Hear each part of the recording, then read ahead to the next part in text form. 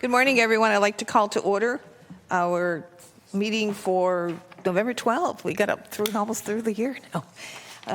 And if the clerk could please call the roll, make sure we have a quorum. Yes, Madam Chair. Directors Desmond. Here. Dickinson. Hume. Jennings. Kaplan. Here. Kennedy. Here. Orozco. Here. Pluckybaum. Here. Rathel. Here. Robles.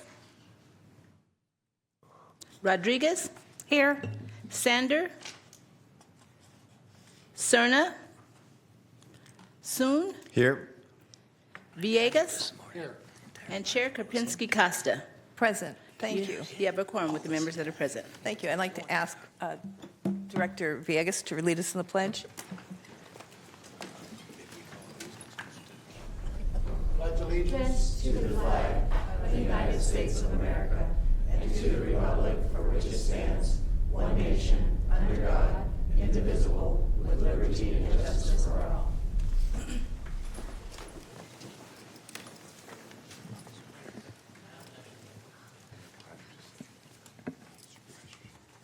Would you please read the statement for public comment? Yes, Madam Chair, this meeting of the Sacramento Area Sewer District is live and recorded with closed captioning. It is cablecast on Metro Cable Channel 14, the local government affairs channel on the Comcast and DirecTV UVerse cable systems. It is also live streamed at metro14live.saccounty.gov. Excuse me. Today's meeting replays Sunday, November 16th at 9 a.m.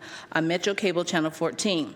Once posted, the recording of this meeting can be viewed on demand at youtube.com/MetroCable14. SAC Sewer board members are compensated $100 for their participation in board meetings.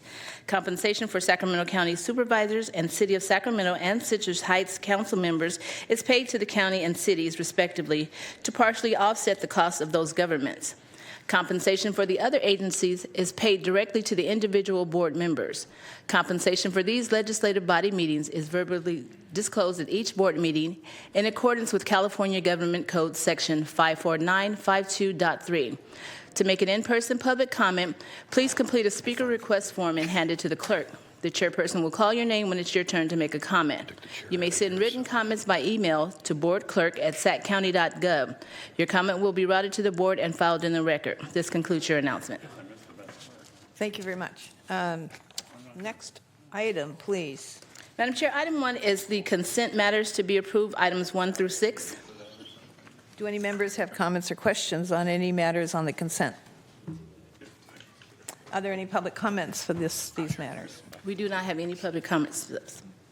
Move approval, Madam Chair. Second. It's moved by, thank you. I think Kaplan did second. Please vote. Wait. Oh, go ahead. Okay. Aye. Let the record reflect Member Dickinson is present. Now you may vote. And your vote is unanimous with the members present. Oh, how do I get to, wait a minute. Did you get mine? No, I'll mark it down. I have it marked. Oh, there you go. Okay. All right, thank you. Next item, please.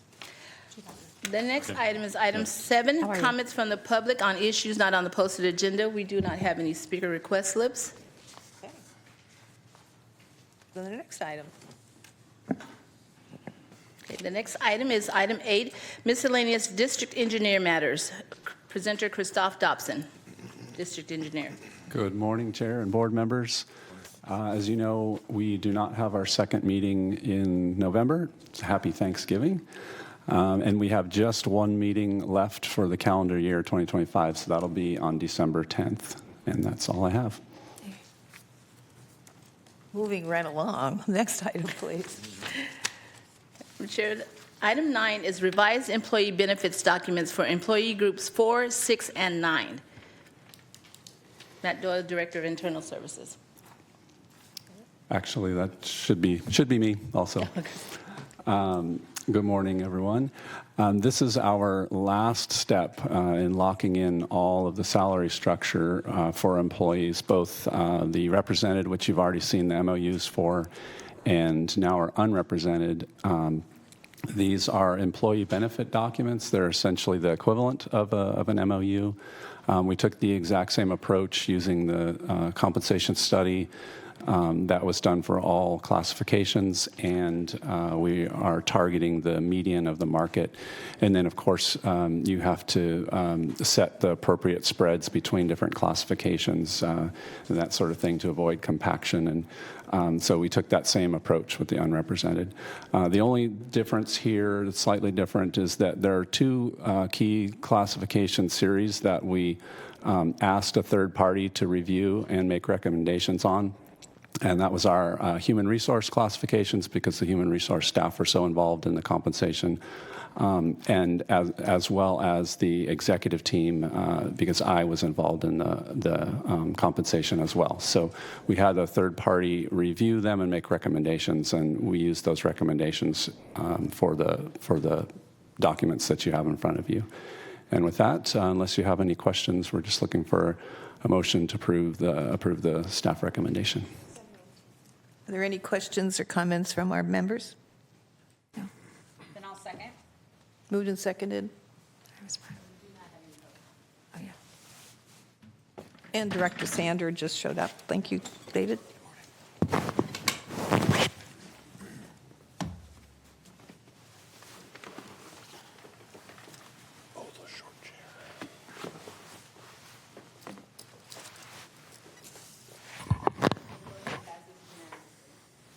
Thank you.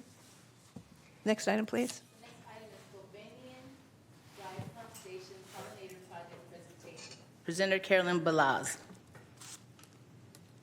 Good morning, Chair and members of the board. My name is Carolyn Balaz, and I'm the Environmental Sustainability Coordinator for Sacramento Sewer. And today I'm presenting on the Hovnanian Dry Pump Station Pollinator Project. Can you bring up the presentation, please? Thank you.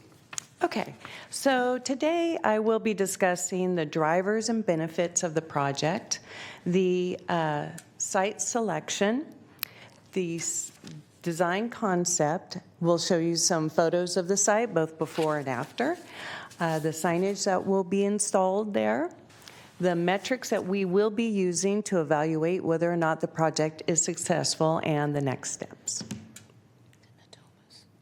Okay, so there are many drivers for this project. First, it aligns with our core value of environmental stewardship. Secondly, it supports our land and natural resource conservation efforts as part of our environmental sustainability program. And then it enhances the pollinator habitat while improving the landscaping area on the outside of our pump stations. And then lastly, it transforms areas that utilize plants that require high water usage into areas that are drought tolerant. They will be low maintenance and also use California natives. Okay, so for the benefits, it complements the surrounding community and the ecology.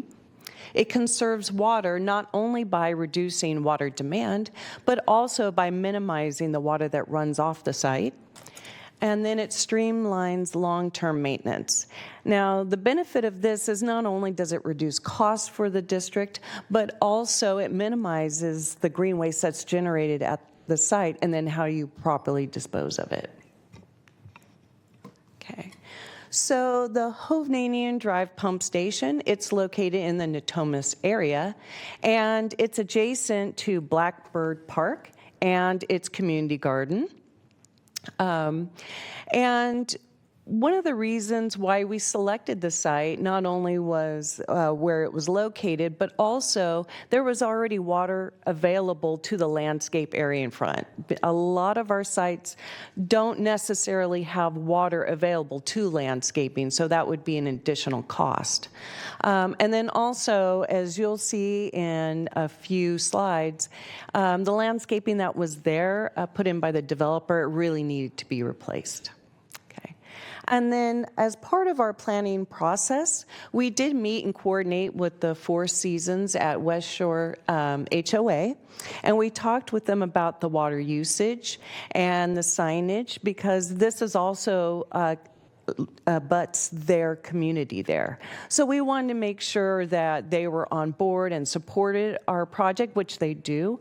Their only concern was if we could please put on the sign that's going to be out at the site, if there's any issues with the site, who to contact. So we added that. Okay, so this shows you the design of the project, and it's divided into 4 swaths. The first one is the habitat hedgerow, and that's what you think of like your shrubs and trees. That provides shelter to birds and small animals. It also does provide some source of nectar for the pollinators. Then we move over to the nectar bank, and that is pretty much self-explanatory. That's made up of perennial plants so that that area will produce nectar year-round for our pollinators.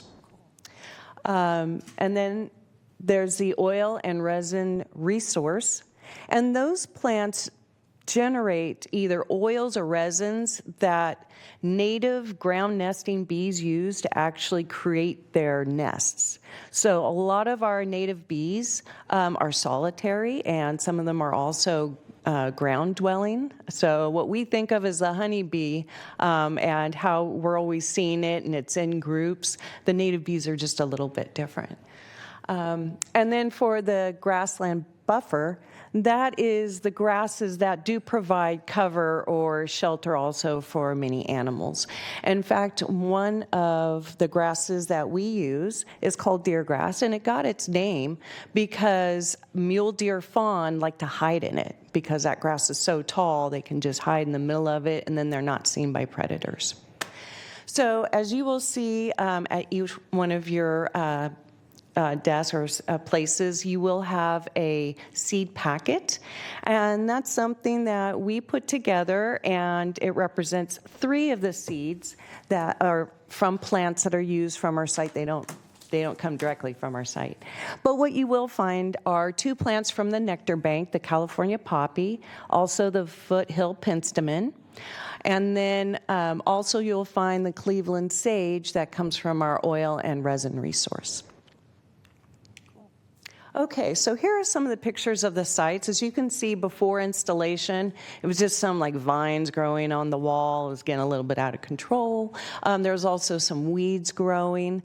So as I said earlier, we really needed to replace that landscaping. Underneath the photo, 40 days after installation, you can see where the plants are still pretty immature and they're growing, and a lot of them look very similar. And then on the photo on the right, you'll see 120 days after installation, the plants are really starting to mature. And so in this photo, I just wanted to point out, in the background, you'll see those tall grassy, that's that deer grass I was mentioning. And in the foreground, you'll actually see California fuchsia. That is a plant that the bees absolutely love. So there's always a lot of pollinators. It produces a lot of blooms. And while I was out conducting a site visit, I actually heard someone walking by and took a look at the California fuchsia and said, "Oh, these are beautiful." Wasn't even talking to me, just kind of more to herself. So that made me pretty happy. Okay, so for the signage, we will be installing a 24 by 32 inch metal sign out at the site. It is scheduled for installation on the 20th. And as you can see, it talks a little bit about each one of those swaths, a little bit about pollinator facts. It has at the very bottom a QR code. And if that's scanned, that will take the reader to our website that talks about pollination, and I'll show you what that will look like in the next slide. And then at the bottom left, that's the number that people can contact if they notice any issues with the site. Okay, so we need to come up with some metrics to determine how effective and successful is this site. So one of the first things that we do is we go out to the site. We're not only looking for the appearance of it and the overall health, but we're also looking at the pollinator abundance and the diversity. We're looking at which plants that we see them associated with the most, and we're also keeping track of passersby, how much maybe foot traffic we notice while we're there, because it is located right next to a park. And then we're measuring the public's interest by ones that actually go to our pollination station webpage. So if they scan the QR code, it'll take them to that webpage where there's a lot more information that they can find out about each one of the swaths, the benefits, and really the reasons why we're doing this project. And then it lists out each one of the plants that are planted out there at the site. As you can see in the bottom photos, there are pictures of various pollinators. The one on the bottom left, it's a little hard to see. It's a bee. It's really hard to capture a bee because they're usually always in motion, so they turn out pretty blurry. Butterflies are much easier, so we were able to capture those pretty easily. So our next steps is, as I mentioned previously, is to install the sign out at the site, which is supposed to be installed on the 20th. And then one of the things that we notice in already going out to our sites is we're already noticing a lot of pollinators out there and that they are using the various plants. So it's showing us to be successful so far. It was just installed at the end of June. So we've had just a few months to try and assess, and so far it seems to be very successful. And because of that, we're already looking and evaluating future pollinator sites, because I neglected to say that this is a pilot project. So we really want to try and evaluate, is this something that we want to look at trying to do at some of our other SAC sewer facilities? And with that, do you have any questions? Terrific presentation, thank you, and terrific project. you. Director Kaplan?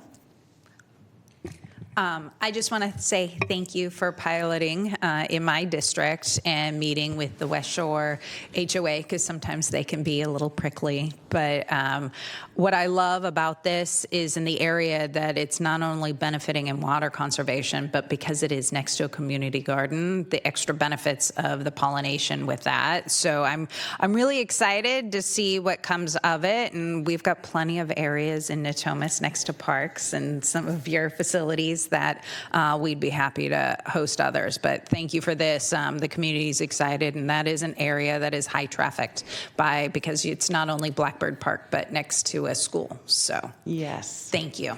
Yes, of course. I have a question. So where did the bees go after they visit the pollinator garden? Are there local hives? There are some local hives, but most of them that we're trying to attract, in addition to the honeybee, which we are trying to attract, are natives. So they'll either go to other gardens, like the community garden, and they'll pollinate there, or they may make nests, like even in the bare ground that's in the local park or at the school. So if there's anywhere that they have an area where they can nest, they'll usually go there. They're pollinating other plants, not necessarily making honey. We're honey Yes. makers. We just churned 5 gallons of honey in our yard. Oh, wonderful. Yes. Director Sander, I think you're up next. Yeah, I have a question about naturalization versus maintenance. What is the strategy here? In terms of trying to convert the project into... So Operation Normal in our region is often a government will, do landscaping and set it up and then do next to no maintenance, walk away, and 3 years later it looks terrible. Yes. So what's sort of our standard? with regard to a project like this? I think we've all seen some native natural gardens that maybe have not been properly maintained. So I completely understand your concern. This site and any other site in which we do a project like this is automatically put on our list in our for our landscapers, that they will be going out to the site. They will have to maintain it. So they should be assessing it and then going forward, staff will be continuing to visit the site to track and make sure that it's still meeting the goals of the project. So if it's not, if some plants aren't making it, if some are perhaps overgrowing the site, because that was a concern from the initial design, there were actually too many plants, and it was just going to crowd it out, as opposed to looking like a landscaped garden. So what we did do is also reduce the amount of plantings that would go in there, so there would not be that issue. So we will be having it after the year maintenance period with the landscaper that put in the project. After that period is up, which would be June of 2026, it will then go on to the list of sites that are being maintained by our landscaper for all of our SAC sewer facilities. Did I answer your question? I don't actually know what our standard is. So 3 years from now, one of the significant plants dies. Do we replace it or do we just remove it? What's that standard? Because this is a pilot project, we don't have that standard already determined yet. That's part of the reason why we wanted to have one project, look and see how it worked before we actually installed any other projects. So one of the things we want to look at is what is working, what's not working. Are there other plants that might be more beneficial than the ones that are being that were installed at this site, as well as is there a better design perhaps than the one that was put at this site? Right. I mean, that would be the real goal, if you could learn from it and see, well, that didn't quite Absolutely. work, so let's try this species or this density of planting. Yes, absolutely. Okay. I just like to see maintenance of effort. You know, there's so many parking lots and little landscaping areas where plants are put in and 3 years later it's, you know, random and dirty and half dead.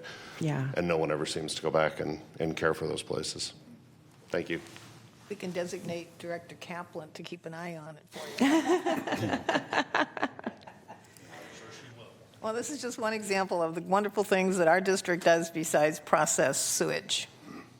So thank you so much for the presentation. Look forward to seeing how it works out. All right. Thank you very much. And thank you for the seeds. Oh, you're welcome. Next item, please. Madam Chair, next item is item 11, receiver presentation on the Operations Challenge Team. Presenters Christoph Dobson and Dave Leamer. I just have a few comments, and then Dave will do the presentation. First, I just want to appreciate our team. They've put a lot of effort into this and have improved quite a bit in a relatively short period of time. Is why we're having a little celebration for them. One of the really cool things that I like about this program is that it trains a critical skill, and that is that you're taking essentially some complex tasks that you have to do in a certain order in order to complete a goal. And they basically have to break those down and figure out how to do them as efficiently and effectively as they can, also without cutting any corners, because they can be penalized for safety issues as well. So it really fits nicely with really what we do at the district as a whole, no matter what part of the organization we're in. So it's training a really key skill.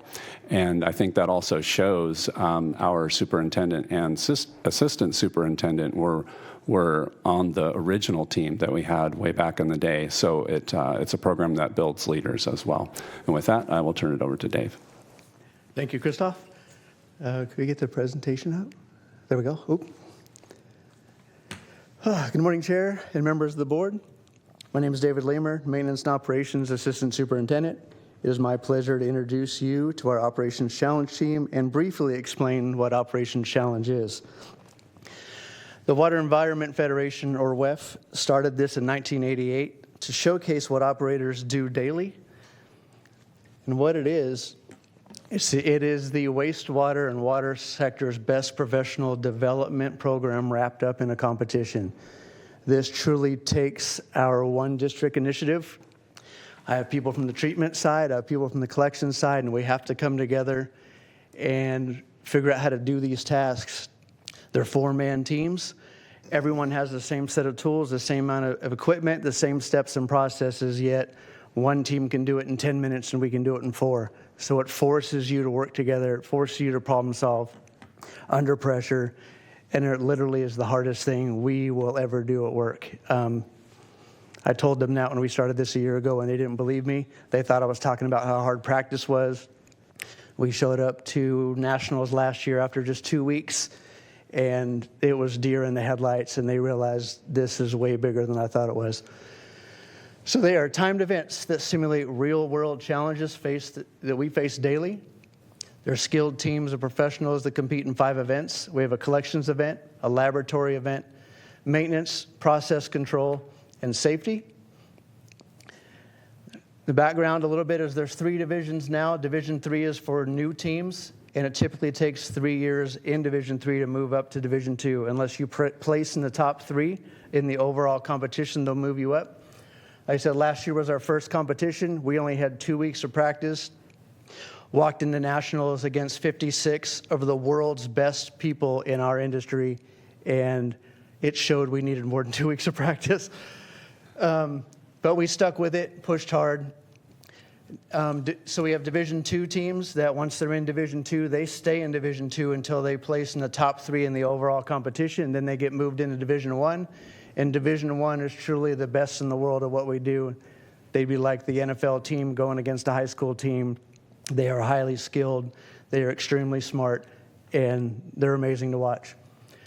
So we actually did have a team. We competed from 1988 when this was developed until 2008. We spent most of those years in Division 1, and then we restarted as Division 3 in 2024. And there should be, there we go. There's a quick little drink from the fire hose.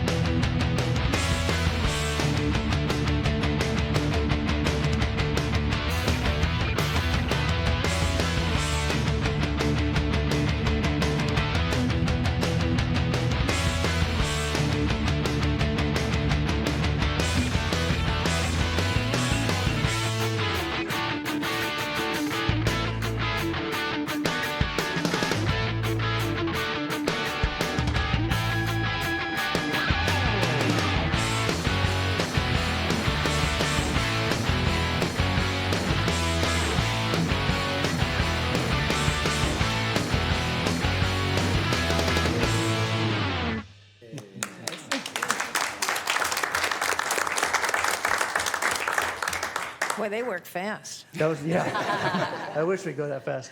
It's a little jumbled. There was some practice thrown in there. We tried to get video. Like I said, it takes a lot of time to practice some of those events, like the one where we won pump. Last year when we started practicing, we were doing it in 14 minutes. We've done it in just over 6 minutes. When we're cutting the pipe, that whole event, you need to be doing that in a minute and a half or you're not competitive. The safety event, same thing, you got to be in the 5-minute mark to be competitive. Where they were showing the little inlaid pictures, all the tools and equipment starts in a certain spot, in a certain order, in a certain box. They have to end that way. So you've got to get all that stuff set up, torn apart, and do what you need to do. It's a lot of work. So for 2025, to prepare, California does not have a state event. They're usually held at the CWA annual conference. When we pulled out in 2008, there was no need to compete against LA because LA was the only team. They just get a berth in the nationals. So to prepare for 2025, in May we went to a competition. We placed 7th out of 8 teams. These smaller events that we went to out of the 8 teams, they do not separate you by divisions. So we were competing against Division I teams. And we still ended up getting 3rd place in the maintenance event. In July, we got 5th out of 6 teams, again, competing against Division I. And there was the returning national champion as one of the teams we were competing against. And we got 2nd in the pump event against them. And then in Chicago for the nationals, we took 4th overall out of 28 teams in our division. We took 1st in the maintenance event. We would have placed 2nd in Division II. We would have placed 3rd in Division I just within our first year. So we're extremely proud and happy. Our team members are Nate Fua, which is senior wastewater treatment plant operator. He was our team captain for our national event. Gabe Avalos, maintenance and operations technician. In the collection side, Efren Gutierrez, treatment plant operator 2. Chris Ticker, maintenance and operations technician on the collection side. Wendell Duncan, underground construction and maintenance supervisor. He actually got hurt in the middle of the year, so he was our captain last year, had to step down, and Nate stepped in, and like we didn't even miss a beat. And then myself, I'm the coach. And any question, before I get into questions, we'd like to, if you guys ever, all of you, one of you, want to come to watch one of our practices, I can arrange that for you guys to physically see how hard this is and how much work goes into this. I think you would appreciate and understand a little bit more. And they love the pressure of trying to, it's easy with me watching a stopwatch. They don't feel any pressure, but with Christoph or any of the other directors show up, the nerves hit them, and that's what I really need to test them under. So you guys are more than welcome to come out and watch, and I hope you do it. Rain backs up at our house. Can you guys come over? Yeah. Be there in under 2 hours. And they fix it in under 5 minutes. Well, you don't think you want us to go that fast at your house, but. So you have these team members, and they do the laboratory, so you don't have any laboratory people on the laboratory team, correct? No laboratory people on the team. So they have to cross-train. Right, and that's what's the hardest part is the process control test is a treatment plant-based test, and it's timed. There's a computer aspect of it. I have 2 treatment plant operators, yes, but the event coordinator is on the East Coast, so they're asking questions about how the East Coast treats sewage, and they're so far behind the times that a lot of the stuff they're asking questions on we don't do and have never done. Wow. So it's kind of, we have to learn the industry frontwards and backwards, and our collection guys are getting better at it. I mean, they don't know the treatment guys don't know anything about manholes and cleaning pipes, but we don't know anything about treating sewage. But now we're learning, so it's a huge growth and development tool for everybody. So do you have a long list of employees that want to be on this team, and you have tryouts? I mean, how do they select the team? For this one, initially, it was people requested it. We didn't really have a tryout because there weren't a lot of people that were interested because no one knows what it is. Now they do. Most of our staff weren't around when John and I were competing for years. We have a couple people interested now. We will have tryouts. We are going to rotate people out if we get people in that want in. But then it's hard because now you're starting over. Each of the events, each year, one of the events changes. So it takes time to get good. Then once you get good, if you change the dynamic of the team, it gets hard to be competitive, which we can afford to do in Division II. We just haven't had the interest. We have people that talk trash is a terrible way to say it, because they think we're just out partying and having fun. But when they physically show up to practice and see how hard they are, it's very rare that they're not bleeding by the end of a week if we're competing or practicing. They get beat up. And when people see that, realizing I'm doing this and traveling on my own time, I'm doing this away from my home, and I'm not getting compensated anymore for it, they don't want any part of it. They're truly selfless, because none of the trophies have our name on it. It has Sac Sewer on it. So we're doing it for the district. We're not doing it for us. And thank you, Cable, for photographing our team back there and putting it up on the screen. That was good. Any other questions or comments? Oh, wait, Darren Suen, there you are. Thank you, Chair. Hey, David, to your team, I just want to commend you all for taking such pride in your craft and doing so well in this competition, representing Sac Sewer and this whole region. So hats off to all of you, and please keep up the great work. Thank you. Thank you so much, and thank you, team, making our sewer district proud of you. Job well done. There they are. Next item? Item 12 is miscellaneous director matters. Oh, that's us. Do any of the directors have any miscellaneous? I always think of them as directors. Do any of us have director items, any teacher items, any comments, questions? Patrick Kennedy, Director Kennedy. Thank you. Just real quickly, I know that Splash was on our consent calendar, but want to thank staff again for working with Splash during tough times. But the work that's being done out there really showcases, how we're good stewards of the property out at the bufferlands. And just as a personal note, a special education teacher that I'm fairly familiar with was recently out there with her class and said it was just absolutely amazing, and the kids learned so much. So these kids otherwise would not be exposed to these types of lessons. So thank you for continuing to see that as a priority. Yes, I just want to mention that Nicole and I were talking. We are going to be doing an annual just review of the previous season of field trips. So probably in the late summer time period because it follows the school year, we'll probably be bringing back an item, just a presentation, say what happened over the past year, so that you have that a little bit of publicity around it. The other thing I'll just mention, I don't know the timing yet, but sometime in the next several months, we're talking about working on a constructed wetlands out there that would showcase a lot of things. We could use recycled water, some partnerships with, I know Ducks Unlimited would be part of that potentially. So there's some great opportunities coming. That's just a little whet your appetite. So the Nichols Dairy is closed in the winter, isn't it, for the AW program? Isn't it? Not exactly. It dies down in the winter. When it's raining and muddy out there. But but it's basically we're trying to fit the field trips within the school year. So if it's not wet out there and they have opportunities, they would. And I want to encourage any director who has not gone out on a tour to do so, because it is an experience you'll never forget, and neither do the students forget. It's kind of cool. Any other items? Or just to receive and file. Just receive and file, then we are adjourned.